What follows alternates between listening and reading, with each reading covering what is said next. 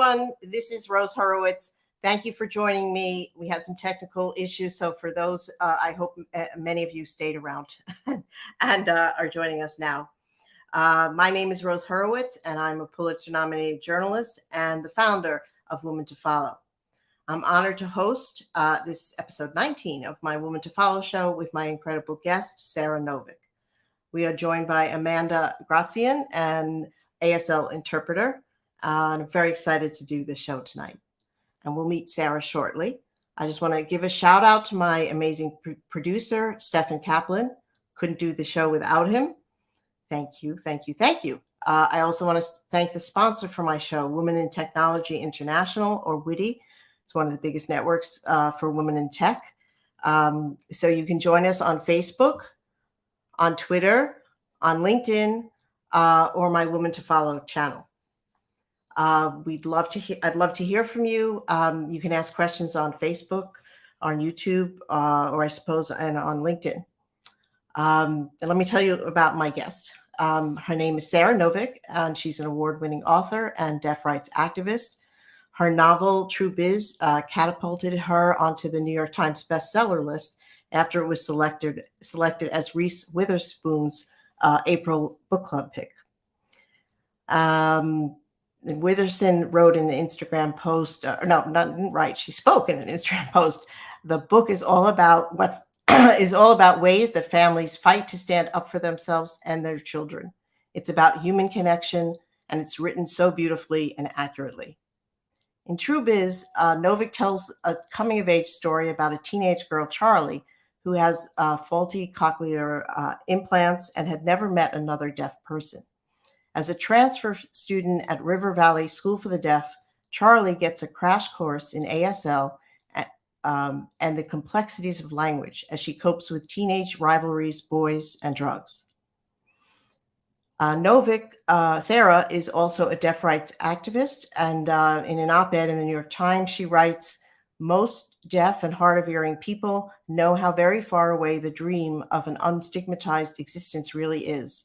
In the United States, deaf people experience inequitable access to the justice, healthcare, and education systems, increased incidences of employment discrimination and police violence, and higher levels of sexual-based violence than their hearing peers." I encourage you to read that great editorial op-ed. Sara teaches deaf studies and creative writing at Emerson University and Stockton University, which is in New Jersey. And here is Amanda, who will be our ASL interpreter today. Thank you. Sara holds a Master of Fine Arts degree from Columbia University, where she studied fiction and literary translation. Nović's first novel, Girl at War, won the American Library Association's Alex Award. She's also the author of America is Immigrants.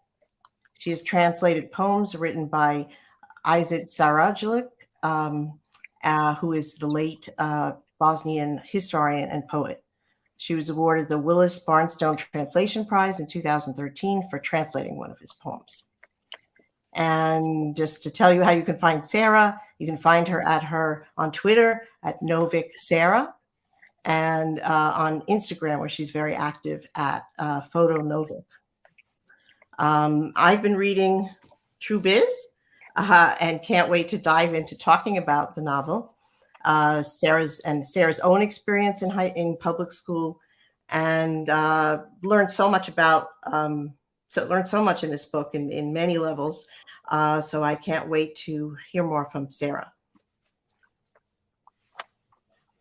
Hi, Sara. Hello. Thank you so much for joining me. I'm really honored to have you with us. Thank you so much for having me here.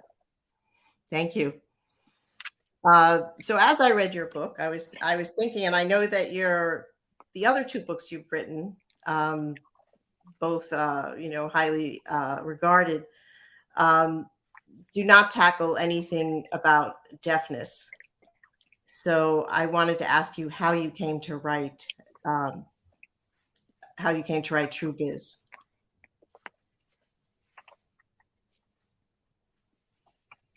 Yeah, so there's a couple different trajectories that have led to the writing of True Biz, but one thing that happened to me was I moved to Ohio, and when I lived in Ohio, I felt quite lonely there. And we happened to move for my husband's job. And I didn't know anybody in Ohio. I didn't know any of the deaf people or anyone there. And one night I found myself wandering along the streets, and I met some teenage girls who were actually students from the deaf school in the area. And I could I very quickly realized that they had snuck out from the dorms, and I just started chatting with them about their experiences. And immediately I felt that sense of belonging and connection with them. And it was really through our shared language. And I felt that sense of home and peace in that moment. And it didn't matter where we were located, but it was more through language and shared experiences that connected us. So I wanted to write a story about that power within the deaf community. You had told me we And had. I'm sorry. oh, so yeah, and then also I was thinking about the kids, um, and sneaking out from the dorms at night, and I just wondered, what do deaf kids do when they live at a residential school and school is over? What do they do in the evenings? And I think that that just sparked some of the stories that I created and the characters that I created for this book. I loved when we spoke a little before, before the show. You said that you really experienced a joy that you hadn't felt in that, when you heard these students and you connected with them in those moments when you met them and they were kids from a school for the deaf. Yes, definitely. And what were they an inspiration then? You felt inspired to write about this community because this seems so interesting to you? And why hadn't you written about it before? Can you talk about that?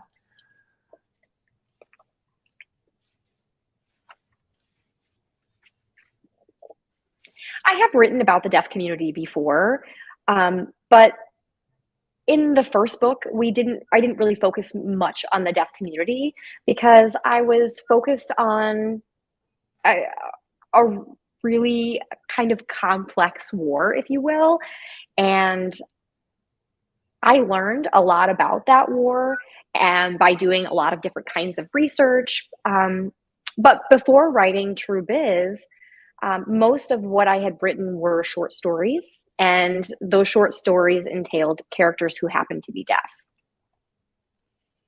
So a few of the characters that I had written short stories about sort of became part of this book, True Biz. Okay. And obviously, one of the characters is named Elliot. And Elliot's story is still,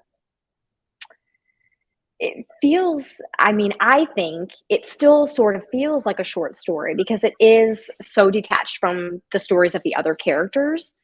But there are a couple of other characters that started as short stories and kind of grew and evolved to be what they are today. Great. Can you tell us what True Biz means in the ASL, in the deaf community? Yes, I'd be happy to share. So True Biz it's sort of an idiom, and what it means is there are actually several different meanings. And there isn't one direct English translation for the concept of True Biz, but what it means is sort of seriously, real talk, if you will, like being straightforward with someone. I think one of my favorite translations is dead ass seriously. Those are all different variations of what True Biz means. Okay. And, it can be playful. It can have a variety of different meanings. And why did you title the book True Biz?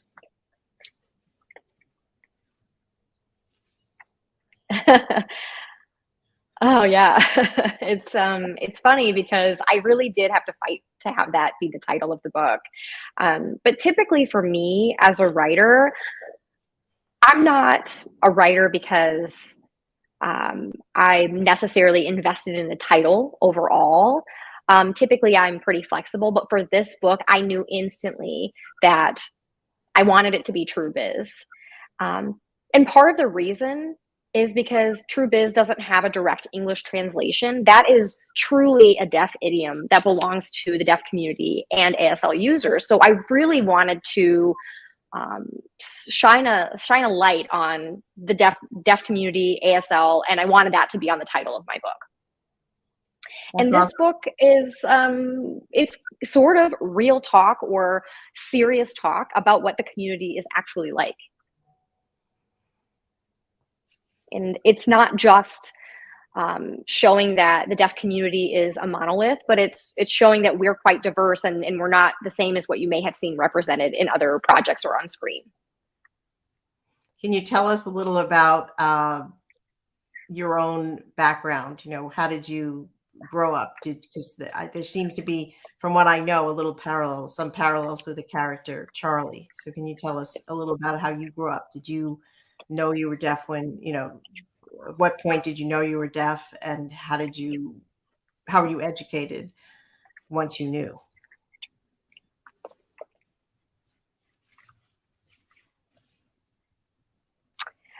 I started losing my hearing, I would say, in middle school. I was born and I grew up as a hearing person. And I went to a public school. But when I started to lose my hearing, I stayed in that public school system that had deaf education embedded in it. And I worked really, really hard to sort of pass as a hearing person, to be viewed as someone who was like others. And now when I look back, I think, wow, that's just such a waste of energy. But when you're a teenager, you think a lot about how to fit in and the appearance that you have and how other people perceive you. And sometimes, that was a really big part of my life up until now. And I also didn't know any other deaf people. I didn't know sign language. I was the only deaf person in my school. I mean, at least in my grade. So I had no framework or frame of understanding what deaf culture was or what it meant to have a deaf identity until I met other deaf people. And was When I was a little bit,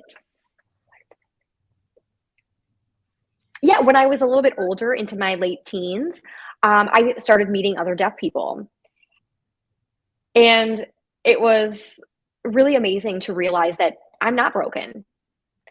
I am not this broken version of the hearing me. I'm just a different version and a different kind of person than I was before.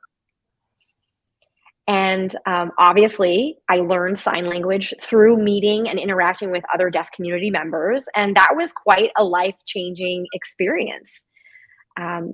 It's much easier when you can access information again without needing to work so tirelessly to access that information. And I could actually think about the information that I was receiving instead of trying to analyze it and understand what the code or the message was. Yeah, one quote that I think you wrote a piece in The Guardian where you said that you wouldn't be the writer today that you are today if you hadn't learned ASL. Can you tell us a little about that? Yeah, definitely.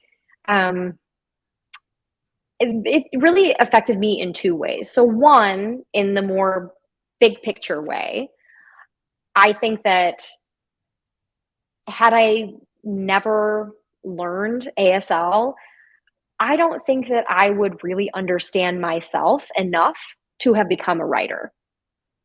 I don't think that I would have seen myself as a person with a story to tell if I didn't have ASL, if I didn't have the deaf community.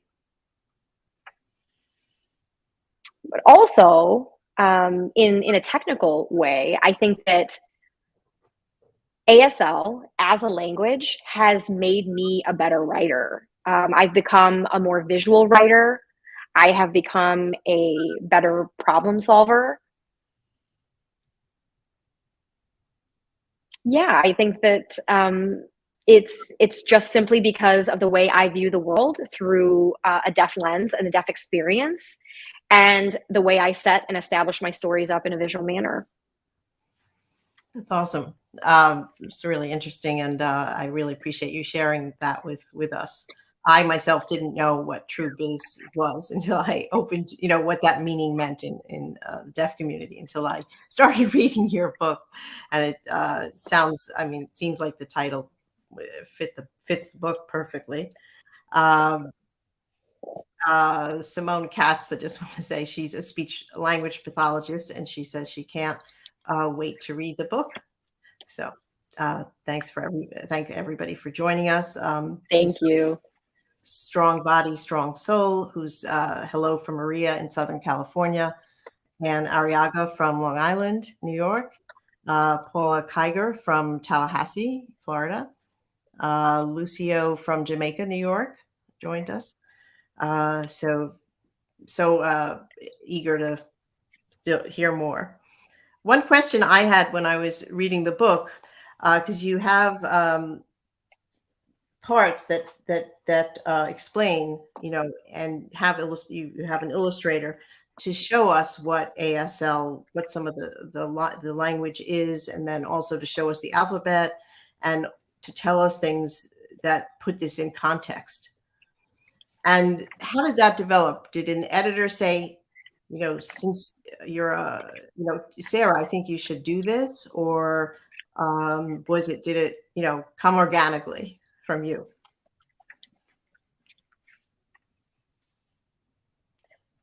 Oh, my poor editor. No, I actually said, I really want to do this. And she said, okay, we'll make it work for you. So I really was pushing to include these illustrations and visuals in my book. I think that it was really important to me to show the 3D nature of American Sign Language, because I wrote a lot of the dialogue in the characters, in the way that the character would be signing, but then it was written in English, but it was in ASL structure. So ASL on a page, it goes from being a 3D or 4D language to a 2D, very flat language. So I wanted to play with the way I showed all of these different parts of the language in the book. And I also realized that as I was writing the book, when I started, I did have a little bit of resistance within myself of wanting to teach hearing people about deaf culture and the deaf community, and to come across sort of preachy, because hearing people don't have to do that. They don't have hearing writers. They are allowed to write whatever they want. They don't have that responsibility to educate. And I started thinking about that, and I said to myself, I'm going to write what I want. I'm going to write about these teenage characters, and I'm rebelling against this idea of educating anyone about the deaf community or deaf culture and history. And after a while, I realized that I do want hearing readers to be able to empathize with the characters. And I think in order for them to do that, they need better context, understanding, historical background of the language and culture to do that. Because in our public school system, in our mainstream society, most hearing people are very clueless when it comes to the fact that there really is no bar for deaf education. There are no standards, what a student has to, a deaf student has to achieve as they go through the grades, like there are in some other, learning disabilities that we know of. I mean, it's set by each state, I guess, or even the school, but like for dyslexia or other disabilities, sort of there are certain, you have to read by this grade, at this grade level by this age. And if not, and if you test for dyslexia and you are dyslexic, you're going to get instruction.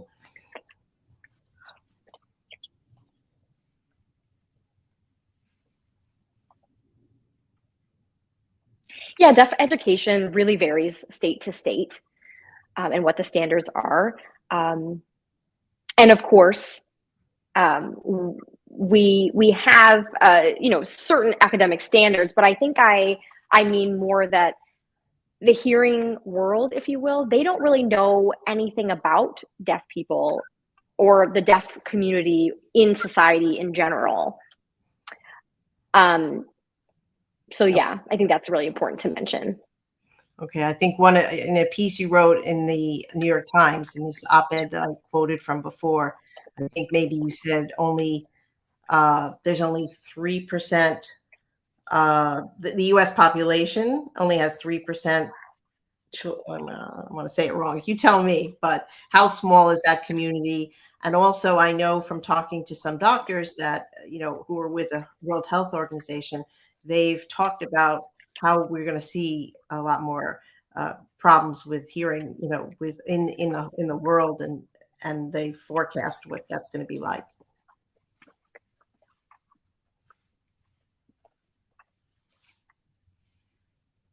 Yeah, I mean, I think that deafness right now is pretty rare, for a pretty rare disability. I think it's maybe 1 in 1,000 kids are born deaf.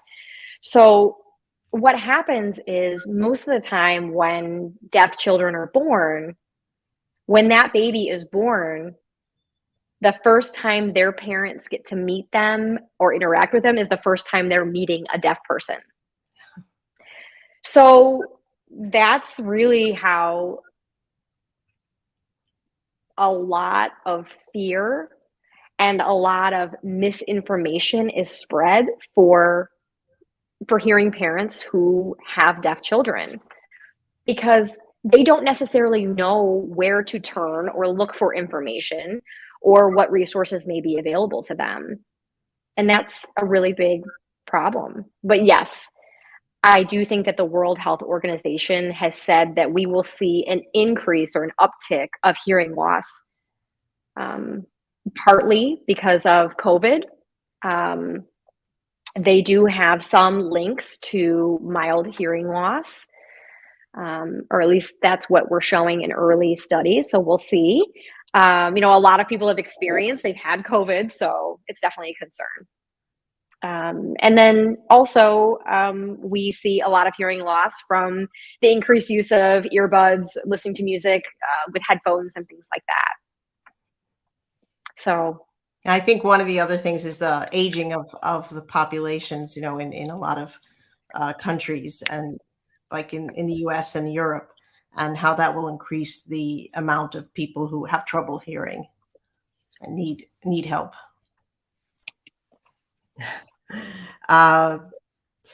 So definitely. Okay.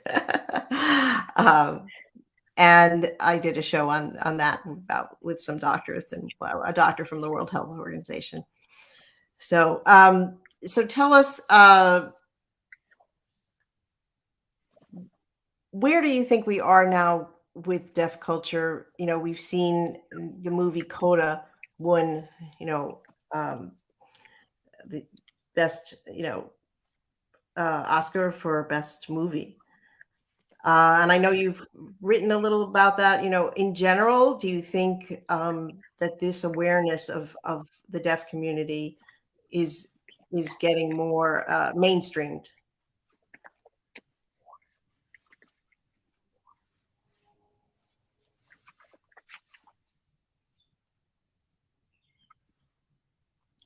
I hope so. I hope so.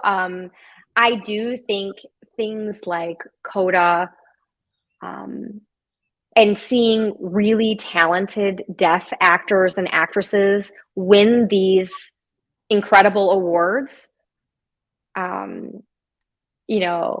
and are, you know, cast in these superhero movies. I definitely think that, I mean, it's really amazing for representation. I am so excited that my child will be able to grow up and see that there's a deaf superhero on screen. That's really incredible. But at the same time, I do think that it's really going to depend on what hearing people do with this information, right? So they can see, they can consume these films, this art, this media, and they can move on with their lives, or they can stop and listen to the message that's being sent from the communities like us. And we don't know what they'll do. It is always easy to consume our art, our language. I mean, right now you see so many baby sign language videos and content out there. It's wildly popular. It's wildly popular for hearing babies and hearing families to use. However, if a deaf baby is born, they're most often banned or discouraged from using or learning American Sign Language. So, Okay. Tell us about how your own, that experience and your own experience, and what you try to illustrate with the character with Charlie, who is born, her parents are hearing, I think, and her mother, she has this feeling that her mother just, didn't know what to do with her, and immediately, tried to, she had cochlear implants that, as it turns out, as she's growing up, didn't work. And she describes very movingly in the book, how there's this noise and they're faulty. And, I haven't gotten far enough to say what happens, but I know it's a problem. And she's never met a deaf person until she goes to this boarding school.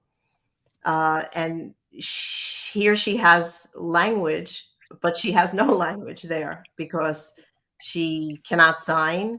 She's just trying to, study, dive in and learn the alphabet. But then she learns that most of them communicate through signing, and they have a signing name. So, so there, her mother's the portrayal of her mother is harsh, but yet, there seems to be understanding of her. And I think one of the things that Celeste Ng, who wrote the book Little Fires Everywhere, said was that it's a love letter. The book is a heartfelt love letter to the deaf community. Can you talk about that? I guess that's a lot of things, but thank you. yeah, of course. I think first, the relationship for Charlie and her mother is one that's quite complicated. And it's complicated on purpose. One part of the relationship that's complicated is simply just because Charlie is a teenager and she butts heads with her mom. They don't have the same personalities, of course. And another aspect of the complication in their relationship is that Charlie's mom has listened to many, many other people's advice, but she's not listening to Charlie. And her mother is doing that not because she's an asshole, but because she thinks she's doing what is best for her child. She is trying her best. And she happens to be wrong in this case, but we have to recognize that she is trying. So I think that that's really important for audiences to understand, that for this situation, it's one that many people find themselves in. What Charlie has experienced with the cochlear implant is the reason that it's so unique, is because she has a very specific kind of problem. But at the same time, there are many, many deaf and hard of hearing kids out there who cannot communicate with their parents or their families. I think that answers that part. And then as far as Celeste's comment of this being a love letter to the deaf community and deaf culture, oh my God, I am such a big fan of Celeste's work. So when she wrote a little blurb for my book, I was just overjoyed. I screamed. But yeah, I think that that's a really good summary of what the book is. Most of the time when we see deaf people portrayed in novels or on screen, you see them as one deaf person, not interacting with anybody else, probably lonely.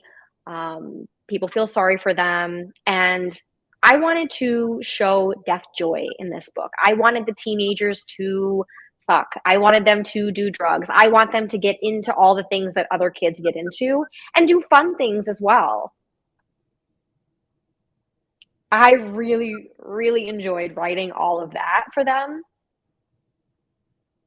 So I think that it really shows in the writing. I had fun. It does. There's a scene where the boy, forgetting his name, just Austin, who meets Charlie, the headmistress, who, we're seeing all these different people who have different backgrounds. So the headmistress of this school for the deaf, she had deaf parents, right? But she is hearing, and she has this noble, calling to create this, this deaf school, not create, but, head this deaf school and do the best she can. And so when Charlie comes to school, she sees like, oh, this is going to be hard for this girl. She knows nothing. And she pairs, she has this boy, Austin, show her around. And Austin is the son.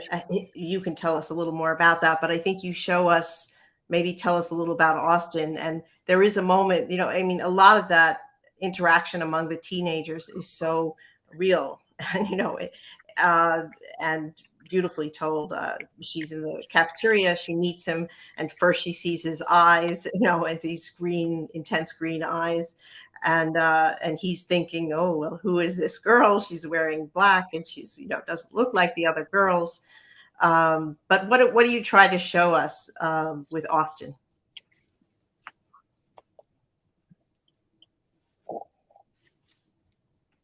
Yeah, for Austin, deafness is not a disability, because you have to remember his whole world signs, right?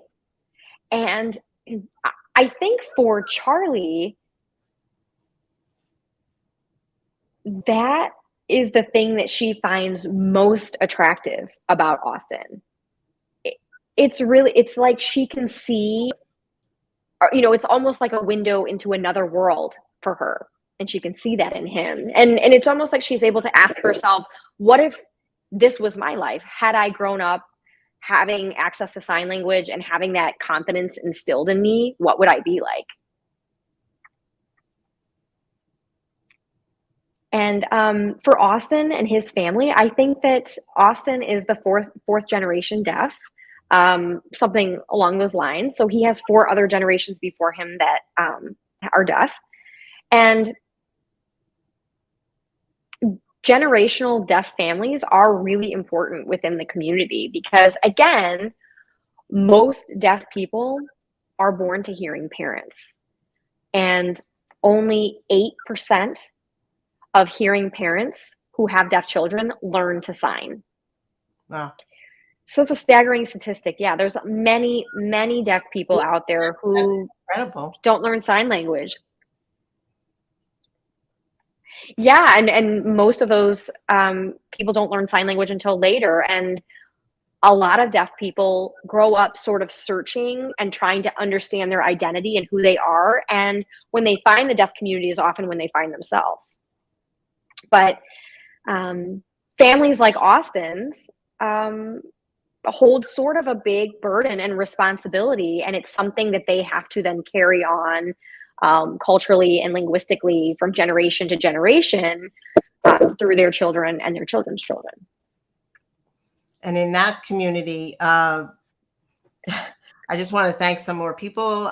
Paula is saying how thankful, how grateful she is for the guest and the show. And this is Dianna Muller, who's saying, I learned so much about the deaf community and culture from the book. It helped illuminate issues that people I know who have deaf people in their family have dealt with. So with one of the things that's really interesting about Austin, and it spins it around because his mother has a baby and the mother is upset, not upset, but he knows when he sees his father, who is hearing, that his father is like, oh, like this little baby is, she comes out of the mom and they test her and she's hearing, but it's like, and it's just a whole, and his world kind of, is upside down. Yeah. And that was really the starting place for me when I started telling Austin's story. Because most of the time when a baby is born deaf, whether it be in the hospital or wherever, they take the baby for a variety of newborn screenings. And often when they do the hearing test and they present the baby to the parents, they say, I'm so sorry, your child has failed. So this baby, within hours of his life, has already failed something.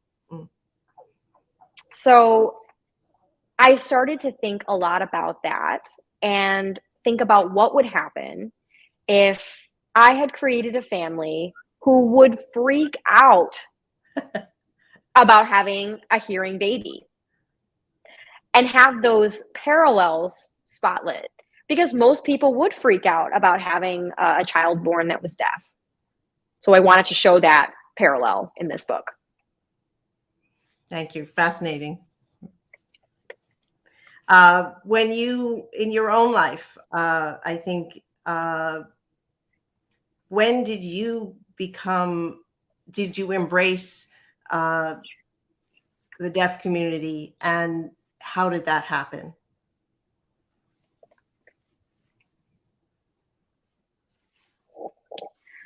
Really, I think it started from meeting and engaging with other deaf people. And gosh, I'm trying to think about where it even first happened or where I first met a deaf person. I do remember I was a teenager, definitely. And I mean, obviously, I didn't know any sign language. It was very awkward, much like Charlie in the book, right? And I really had to immerse myself into the community and the culture and to learn ASL in order to understand people who I was meeting. And I think through that process, I really felt like I had made it. I was at home. And when I went to college, I went in Boston. Boston is a community that's heavily populated with deaf people, and they have a strong, thriving community there. And that was possibly the first time where I really felt like I found my identity and that I could strongly identify myself as a deaf person. Because at home, some people still remembered me from before, when I was sort of straddling between two different worlds, being a hearing person or being someone who identifies as deaf. But when I moved to Boston, it was quite clear that my identity was as a deaf person. And I think that was when people in my life accepted and embraced me as a deaf person, and that being the norm for me. And did it help that you went to a school where, I mean, you said there were a lot of, there's a big deaf community in Boston, but you went to Emerson University, where they have a very active speech and language program. And how, was that a wise choice as you look back, and was that part of your intention? because I think until college you hadn't had any kind of accommodations, because you were so smart that you could read lips, you said, and you were a great reader, and you managed to get by through high school with, even though people knew you were deaf, obviously passing. And then but in college you embraced it. And how big a difference did that make? And going to a school like Emerson?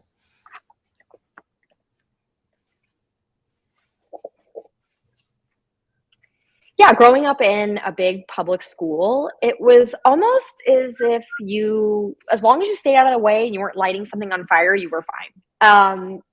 So I would just sit and read all the books that I could, and I was fine with that. I never really bothered anybody, and that was my experience. But I didn't pick Emerson specifically for the background that they have. I am grateful and happy that I was there, because there were so many people there learning sign language at the time, and their disability services there, they were really knowledgeable and they knew how to best support me as a student. And again, that experience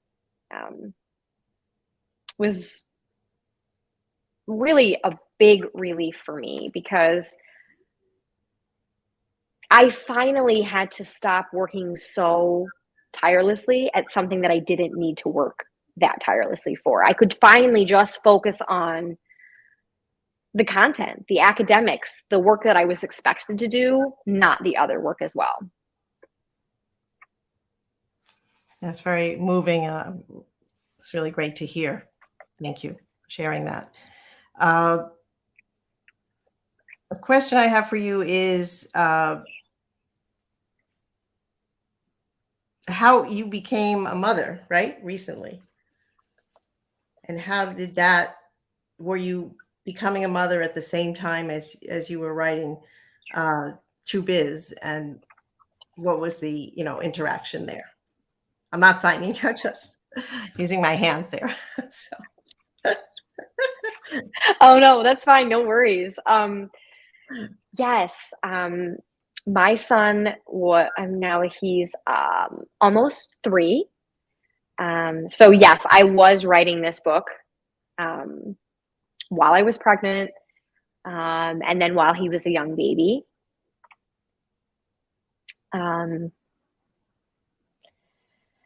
I think watching his language development has been a really cool experience for me, because he is a CODA, a child of deaf adults.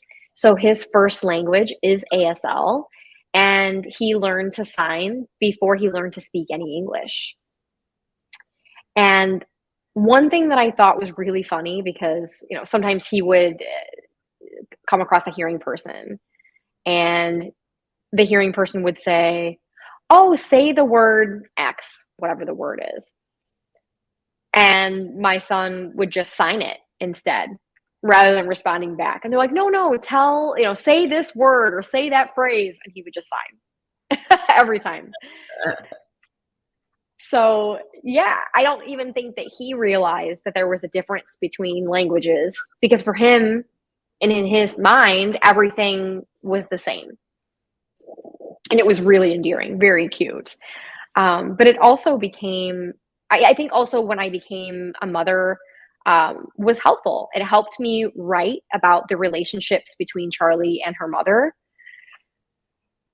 Because most of the book, obviously, we see Charlie's mom through Charlie's eyes. But I also wanted to give Charlie's mom the chance to sort of explain herself and tell her own story. So that was the place that I decided to add some chapters and to have a differing perspective. And Charlie's mom is, this is the first time that a different chapter was written for her. And her chapter is it's the only chapter where the character speaks in first person. So it's always written in her perspective as I. There's no other characters or other people speaking. And it was an opportunity for me to just show audiences that they should empathize with her story as well. And yes, maybe she didn't do the right thing. Maybe it was wrong, but she did it for the right reasons, if that makes sense. Yes, yes, and it's something that you really learned or you appreciated once you became a mother. It's really interesting. And somebody's commenting, what a blessed little Yes. boy to grow up with 2 languages so early in life. Compassion for differences. Yes, absolutely. And it's funny because now he just never stops talking. If somebody isn't understanding him in spoken English, then he'll use sign language. You can't stop him. That's awesome. Does he know that has 2 languages at this point? Almost 3, being almost 3. Is he aware when somebody says, well, I guess he is, because you say if he answers somebody in sign language and they don't get it, that he speaks. Yeah, he's starting to understand the differences now as he's getting a little older, definitely.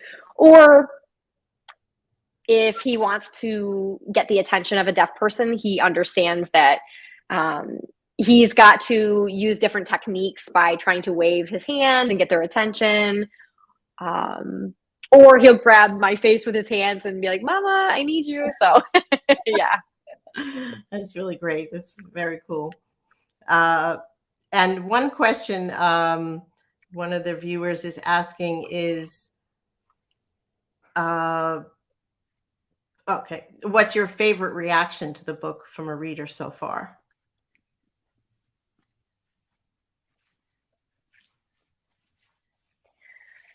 I think my favorite responses and reactions are mostly from deaf people who say, I have never seen a deaf character in a book in this way. And I can see myself in this book. I identify with this.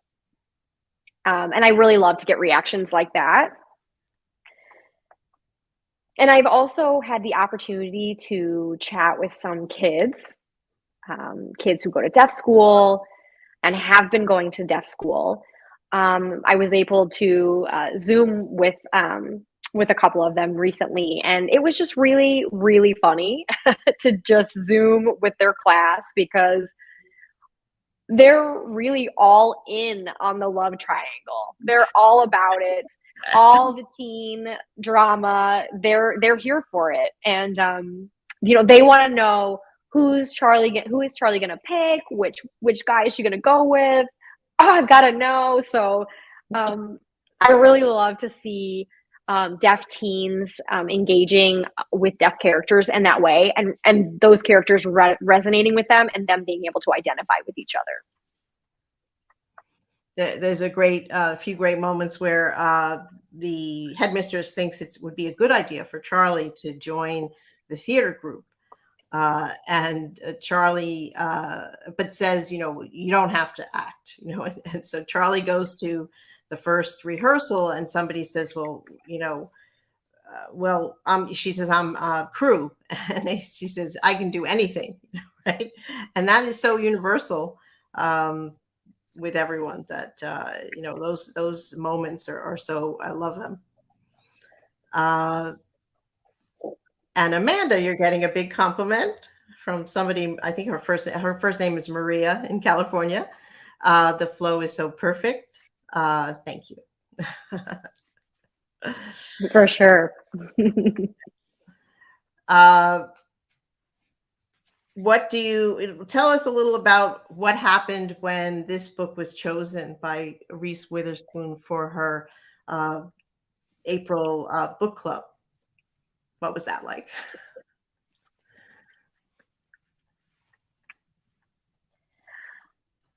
That was really just crazy.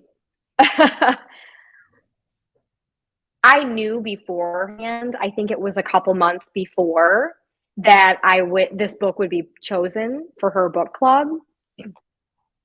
But it was a big secret, obviously, because Get a galley from your publisher.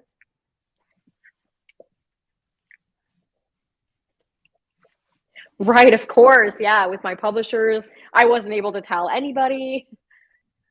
I wasn't able to tell, Reese's secret, of course. I didn't want to spoil that for audiences. Yeah, it was very unexpected because this book is,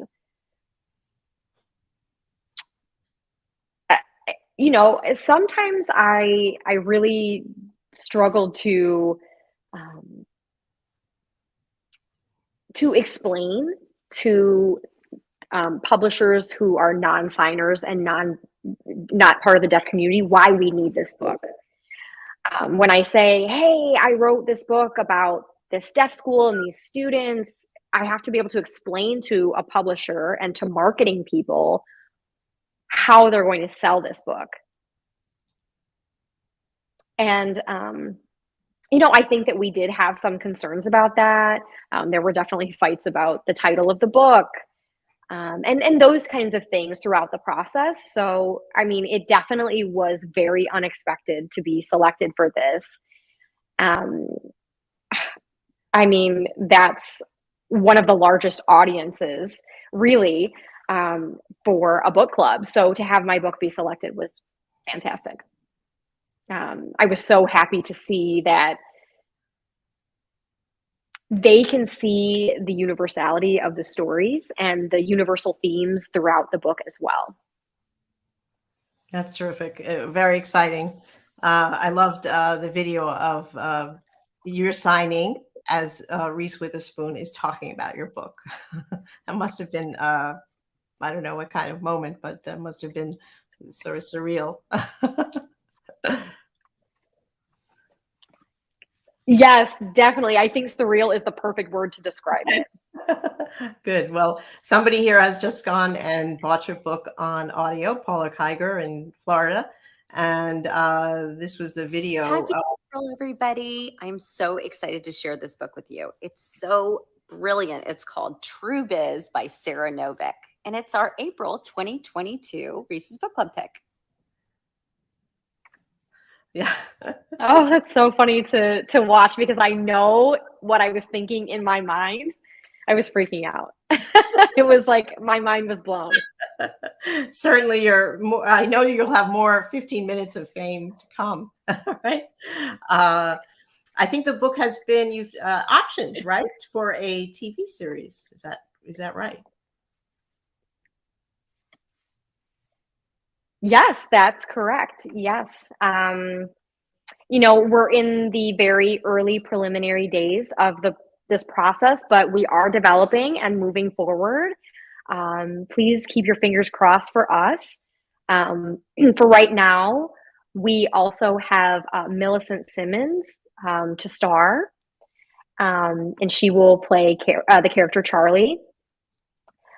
And I could not think of a more perfect person for that role, which is really, I think it's really just going to be amazing to see her perform as Charlie. And I do have my fingers crossed, and I'm hopeful that we were able to make it. Well, thank you. I know everybody watching the show and reading your book is going to be thrilled. That's many, many people. It's a bestseller. Jamie Rose is commenting. I just added to my Goodreads list and can't wait to read the novel. Thank you so much for the wonderful show. I can't wait to go back and listen to the first hour. I missed not an hour yet, but anyway, do you find that people are reading it? Do you read it on Audible? Is it who reads that on Audible?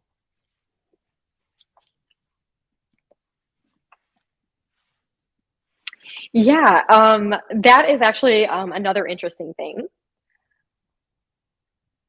I woke up in the middle of the night and this was before the book was published. I woke up in the middle of the night and I thought, oh my God, how is this going to be an audiobook? How are we going to translate this to audio? And the reason is this book contains so much visual information. Obviously, you see that with the illustrations of the ASL, but also how the dialogue is printed on the page. Yeah, let me try to find it. It indicates who is speaking. And I call it a visual tag, if you will. That's not very good here. But there's so here we go. Dialogue.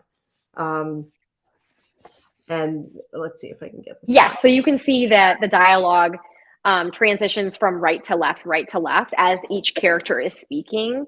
Mm-hmm. And they speak from a specific place on the page. And it's the same way that we use role shifting when we're using American Sign Language to depict different information. We physically move our body in conversations to depict different characters that we might be speaking of. So, like I said, I woke up in the middle of the night and I'm like, oh shit, how is this going to be an audiobook? Like, how will I be able to translate the visual information auditorily? And so the auditory team came up with something that they thought was a really good idea. And I happen to agree with it. And I don't know if it sounds good to other people, but I think it was really cool for myself. So basically, I have a narrator who is reading the book in English, like you might have in any other book. But when a character is signing, I have the audio clips of me signing their dialogue and what it would sound like when I'm signing.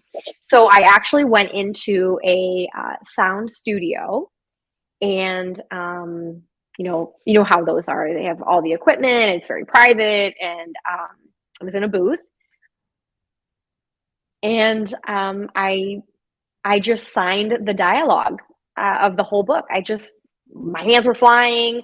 Whatever signs came to me were ones that came to me, and however the sound came across is how it came across. And so they captured that sound recording, and that is an undertone in the audio narration. So when you know when people are signing, you should also be able to hear a difference between signing dialogue and non-signing dialogue in that way. Well, fascinating. That's really amazing. Good publisher. You're very smart. So there you go. Yes, great publisher. Such a great idea, right? Yeah. I was really impressed. Random House is the publisher. I think they've been your publisher for your 3 books.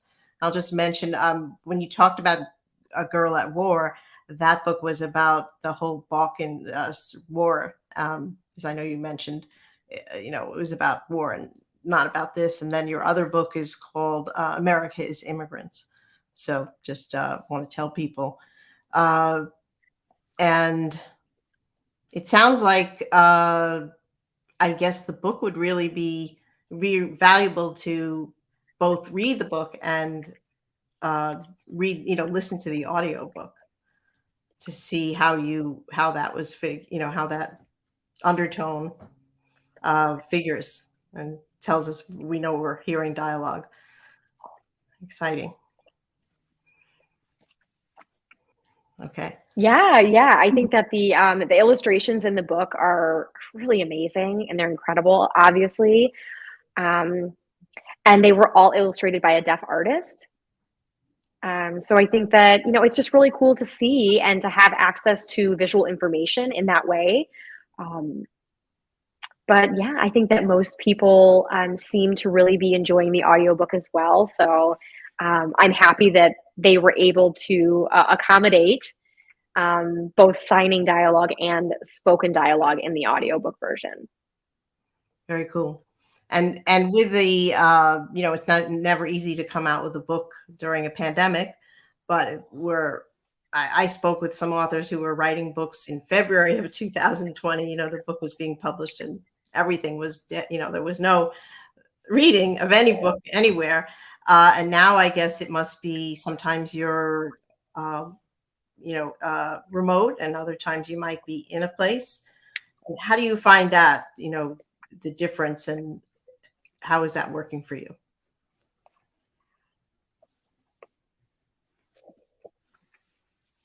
Yeah, I mean, it's really strange. The first book was very offline. I would show up at, bookstores. I would do readings. I would meet with people, and that would pretty much be it. The internet was not really a factor in my book tour or the publishing process for me. And just a moment. And that was 2015. Just the interpreter needed to clarify.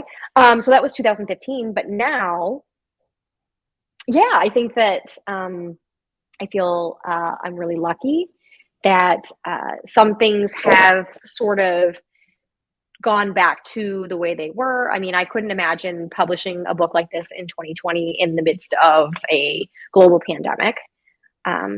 So I think that right now I am doing a lot of virtual events, but I am doing a couple in-person live events. And, it's really nice. It's nice to see people again. It's nice to be in the community with other readers. And, I miss that. So it has really been nice. It's great. The book is just out. Do you have another project that you're working on as well? As I would think you're very busy with it. But is there another do you know what you want to write next, I guess?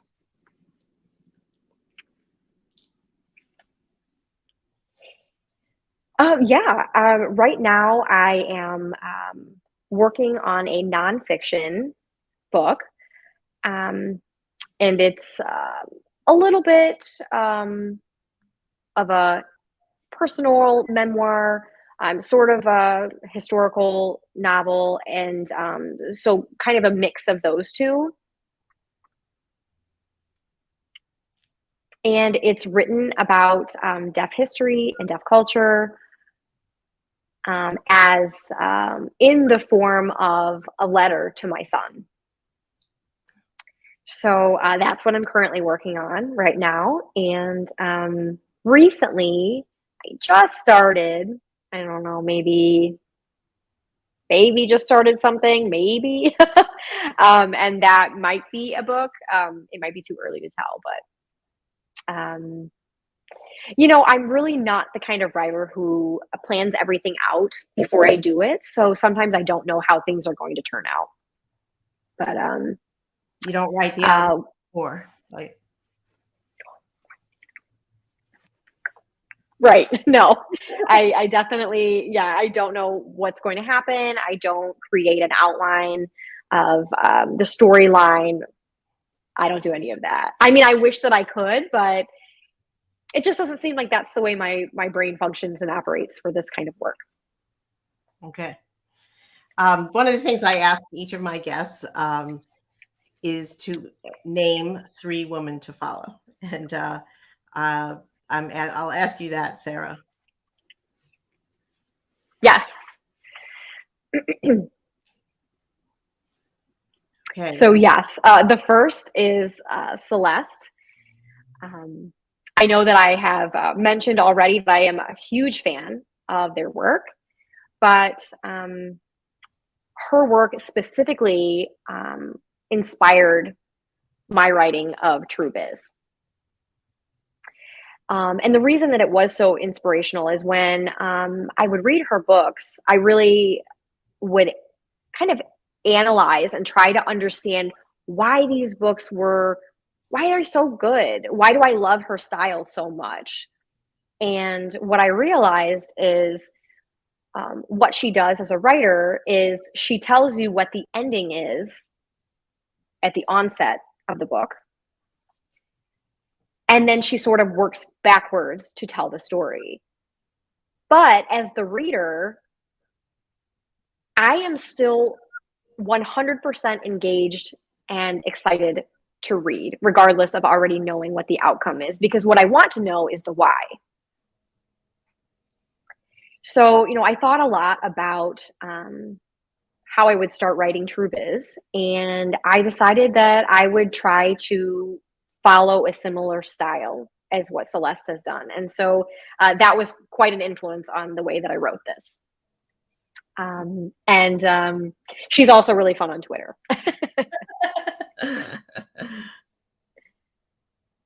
And then my next is Haben Girma. She is also a writer. And she is really known well for her deaf-blind activism. She's the first deaf-blind person to graduate from Harvard Law. And I think that she is a really important person for young people and kids to look up to as a role model. I'm not sure if you have read anything about this online, but